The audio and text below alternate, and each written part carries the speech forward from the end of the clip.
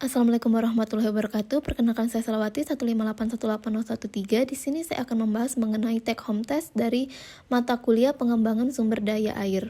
Pembahasan yang pertama yaitu permasalahan keairan yang ada di kota saya, yaitu Kota Jambi, serta alternatif solusinya. Berdasarkan sumber data yaitu Berita Satuan Jambi, Jurnal Unja, serta dari kanal YouTube Kompas, diketahui bahwa permasalahan keairan utama di Kota Jambi dan sekitarnya itu adalah banjir di beberapa wilayah dekat induk sungai di musim penghujan. Nah, berdasarkan hasil analisis yang dilakukan oleh pemerintah kota dan Balai Sungai Sumatera ke-6, permasalahan utama dari banjir yang ada di Kota Jambi adalah permasalahan drainase dan resapan air. Penyebab banjir di Kota Jambi umumnya terjadi karena beralihnya fungsi lahan yang seharusnya berfungsi sebagai wilayah resapan beralih fungsi menjadi pemukiman bahkan jalan. Nah, selain itu, sistem drainase yang ada di Kota Jambi juga tidak cukup memadai jika terjadi musim hujan dengan intensitas yang tinggi. Kerusakan pada infrastruktur drainase juga menjadi faktor utama terjadinya banjir karena air tidak dapat dialokasikan menuju daerah penyimpanan air seperti Danau Sipin yang dapat dilihat pada gambar di samping. Nah, sebagai calon alumni teknik dan pengelolaan sumber daya air, untuk menyelesaikan permasalahan banjir ini, saya menyarankan beberapa alternatif solusi. Nah, yang pertama itu adalah memperbaiki infrastruktur drainase yang ada di Kota Jambi.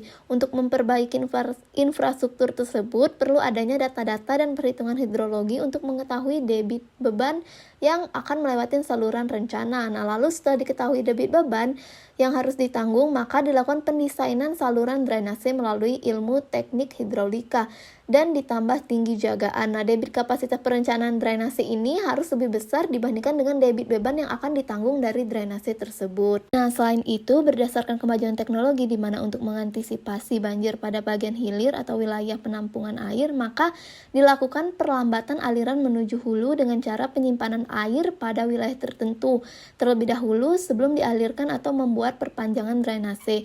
Nah, tampungan dapat berupa kolam retensi di titik-titik tertentu, yang mana kolam retensi ini juga memiliki banyak keuntungan seperti air yang tersimpan dapat dimanfaatkan kembali, mengantisipasi penurunan muka air tanah, serta mengatasi permasalahan banjir karena air yang terlimpas akan disimpan terlebih dahulu sebelum dialirkan.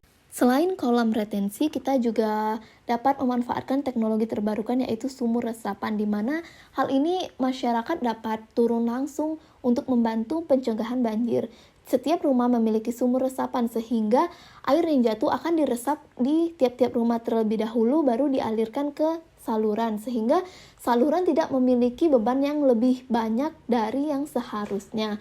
Nah, pemanfaatan sumur resapan ini juga menggunakan mata kuliah dari teknologi tepat guna sumber daya air. Yang selanjutnya yaitu idealis saya di bidang PSDA. Nah, yang pertama itu dengan menggunakan teori DISC. Nah, berdasarkan hasil tes yang telah dilakukan, saya memiliki karakter seorang dominans, di mana saya memiliki beberapa kelebihan di antaranya tegas, percaya diri yang tinggi, kompetitif, mandiri, menunjukkan keyakinan diri yang kuat. Saya dapat berorientasi pada target, memiliki kemauan yang kuat dan tidak mudah putus asa, serta unggul dalam kondisi kritis. Selain kelebihan, saya juga memiliki beberapa kelemahan. Yang pertama, saya termasuk dalam orang yang diktator. Yang kedua, saya suka menentang hal-hal yang baru. Yang ketiga, saya suka memaksa kehendak dan memaksa pemikiran saya. Yang keempat, saya terlalu berterus terang. Yang kelima, saya menuntut. Yang keenam, saya cukup tergesa-gesa. Dan yang ketujuh, saya kurang perasa, yaitu saya kurang menggunakan empati dalam melaksanakan sesuatu. Yang selanjutnya yaitu teori of planned behavior. Nah, berdasarkan teori ini kita dibuat berdasarkan bagan di bawah, yaitu dari sikap terhadap perilaku, normal subjektif, dan kontrol perilaku. Kita dapat menghasilkan sebuah minat perilaku dan menjadi sebuah perilaku, atau langsung menjadi sebuah perilaku. Nah, sebagai contoh aplikasi, pemerintah telah menemukan sebuah solusi mengatasi banjir yang ada di Kota Jambi yang melibatkan masyarakat secara langsung, yaitu sumur resapan untuk tiap rumah. Nah, bagian yang pertama itu ada sikap terhadap perilaku. Nah, masyarakat yang merasakan langsung permasalahan yang terjadi. Jadi, masyarakat tuh udah merasakan apa yang terjadi dampaknya pada diri mereka. Nah, yang kedua muncullah normal subjektif di mana pemerintah memberikan edukasi dan imbauan kepada masyarakat untuk membuat sumur resapan. Nah, ini mungkin tidak langsung pada seluruh masyarakat, namun dapat di dalam satu kelompok masyarakat tertentu.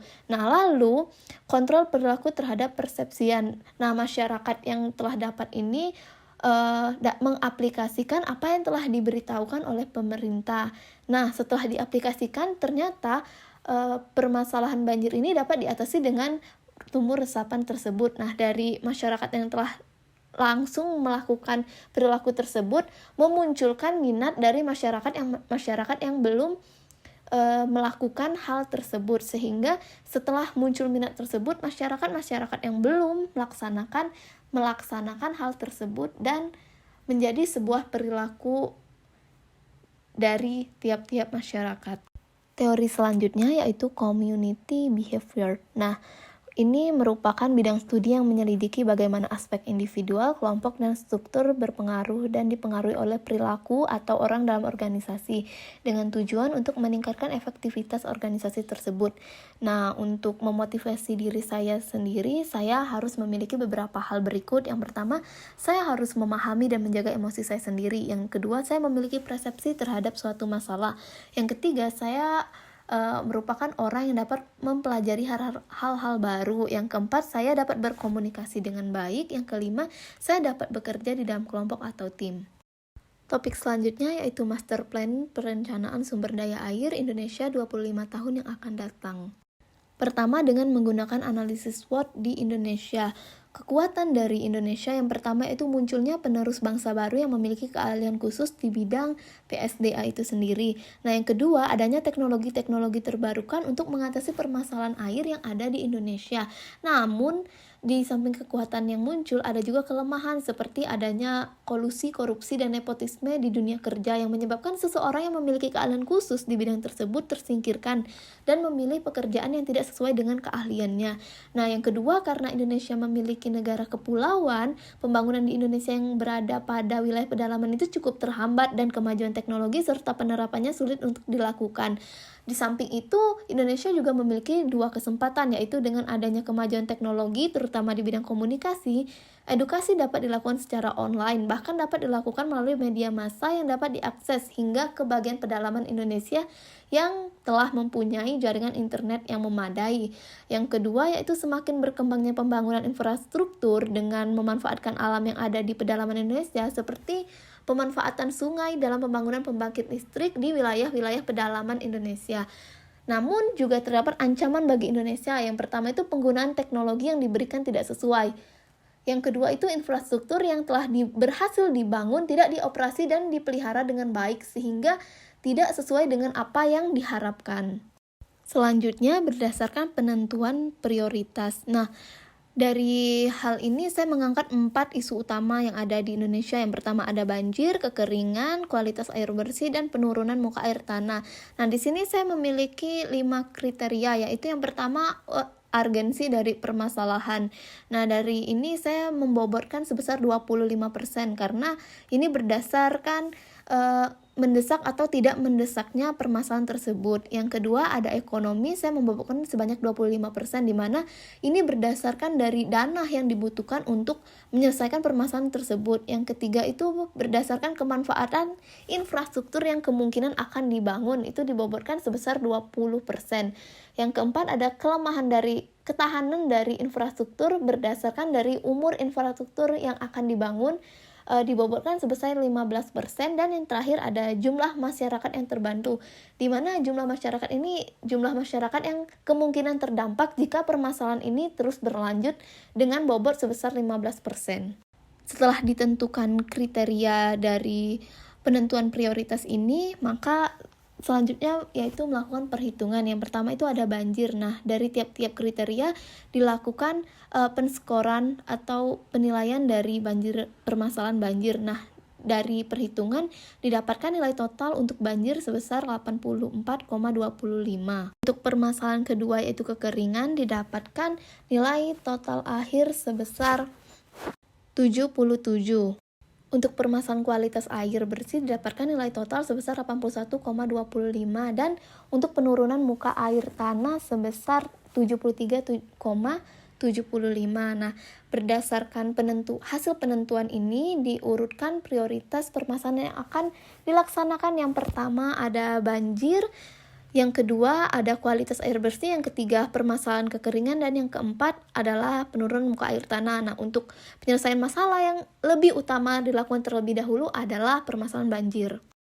Selanjutnya, perundang-undangan di bidang sumber daya air.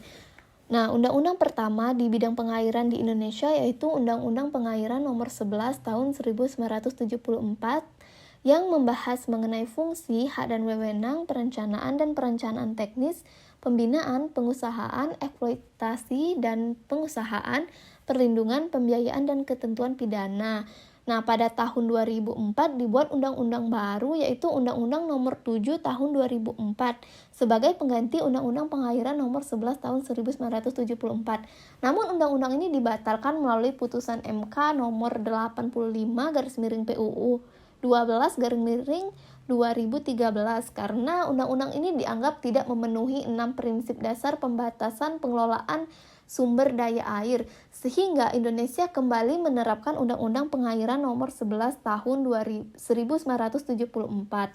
Pada tahun 2019 dikeluarkan Undang-Undang Nomor 17 Tahun 2019 sebagai pengganti Undang-Undang Nomor 11 Tahun 1974. Nah, Undang-Undang Nomor 11 Tahun 1974 ini diganti karena pada undang-undang ini masih banyak kekurangan dan belum dapat mengatur secara keseluruhan. Apalagi ditambah dengan peningkatan permasalahan keairan yang ada di Indonesia.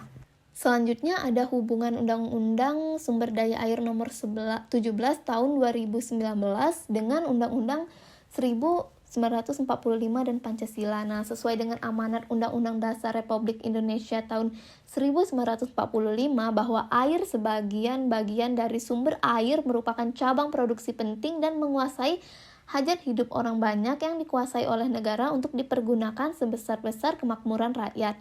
Nah, berdasarkan Pancasila dengan keadilan sosial bagi seluruh rakyat Indonesia, maka Undang-Undang Sumber Daya Air Nomor 17 Tahun 2019 dengan tujuan menutupi kekurangan dari Undang-Undang Nomor 11 Tahun 1974 terutama mengenai pengelolaan sumber daya air agar sesuai dengan perkembangan dan kebutuhan hukum masyarakat, di mana air dapat dimanfaatkan masyarakat secara umum tanpa harus membedakan antar masyarakat dan pembiayaan yang cukup besar.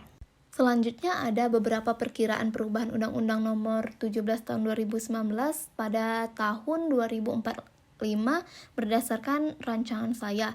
Yang pertama yaitu penambahan lembaga khusus yang mengatur mengenai bencana keairan di Indonesia. Jadi ada suatu lembaga yang memang dikhususkan untuk menyelesaikan permasalahan-permasalahan bencana keairan yang ada di Indonesia. Yang kedua, mengenai pembiayaan atau dana dalam mengatasi permasalahan keairan.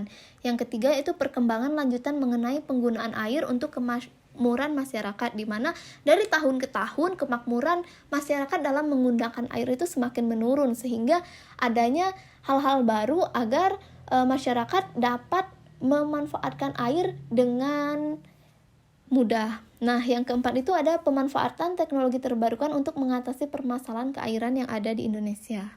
Yang selanjutnya ada rencana edukasi untuk masyarakat pada bagian Sidelakom. Nah, dalam rangka mengatasi permasalahan sumber daya air, masyarakat merupakan salah satu stakeholder yang memiliki pengaruh besar.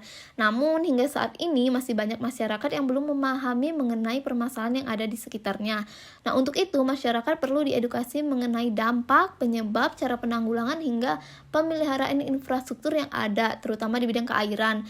Nah, beberapa hal yang dapat dilakukan, yang pertama, kita dapat melakukan sosialisasi langsung ke masyarakat.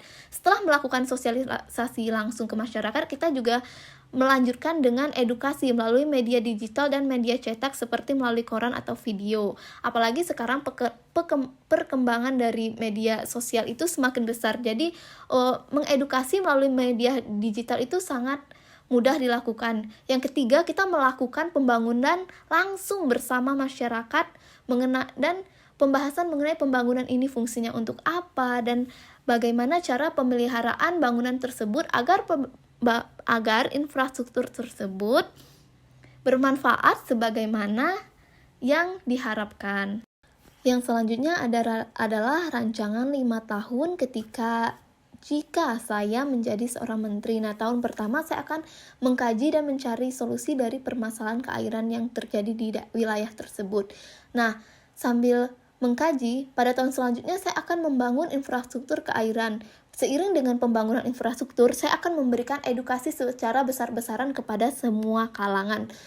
Di samping itu, pada tahun selanjutnya saya akan menggerakkan pemeliharaan infrastruktur, terutama di masyarakat-masyarakat yang dekat dengan infrastruktur tersebut. Nah, tahun kelima, saya akan mengajak masyarakat untuk memanfaatkan bangunan-bangunan dan infrastruktur tersebut di bidang lain, seperti menjadikan infrastruktur yang telah dibangun menjadi tempat wisata yang menarik dan memberikan benefit kepada masyarakat.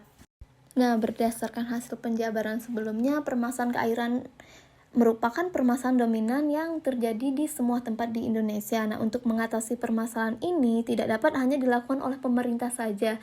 Perlu adanya kesinambungan antar semua pihak dalam mengatasi permasalahan ini, memungkinkan untuk menyelesaikan permasalahan keairan secara lebih efektif dan efisien. Nah, untuk itu semua kalangan diharapkan ikut membantu dalam penyelesaian masalah ini. Nah, sebelum melakukan penutupan ini, ada baiknya kita bersama-sama berdoa demi suksesnya perencanaan sumber daya air berkelanjutan di Indonesia. Demikian yang dapat saya sampaikan. Wassalamualaikum warahmatullahi wabarakatuh. Terima kasih.